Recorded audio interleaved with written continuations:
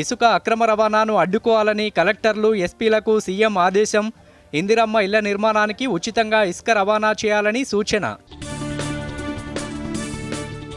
MLC ఎన్నికల code అమల్లో లేని జిల్లాల్లో రేషన్ కార్డులను జారీ చేయాలన్న సీఎం. రేషన్ కార్డుల దరఖాస్తుల సందిగ్ధతపై ప్రజలకు అవగాహన కల్పించాలన్న రేవంత్ రెడ్డి. మార్చిలో ప్రత్యేక అసెంబ్లీ సమావేశాలు పెట్టి బీసీ బిల్లును ప్రవేశపెడతామన్న టీపీసీసీ చీఫ్. బీసీ రిజర్వేషన్ బిల్లును 9వ షెడ్యూల్లో చేర్చేలా బీజేపీ నేతలు కేంద్రాన్ని ఒప్పించాలన్న మహేష్ కుమార్ గౌడ్. నేతల కులాల గురించి విమర్శలు చేసుకోవడం సరికాదన్న ఎమ్మెల్సీ కవిత. అసెంబ్లీలో బీసీ బిల్లు పెట్టి పార్లమెంట్ ఆమోదం గురించి ఆలోచన చేయాలని సూచన. ముగిసిన జీహెచ్ఎంసీ స్టాండింగ్ కమిటీ ఎన్నికల నామినేషన్ గడువు. కాంగ్రెస్ నుంచి 7, ఎంఐఎం నుంచి 8, బీఆర్ఎస్ నుంచి 2 నామినేషన్లు దాఖలు.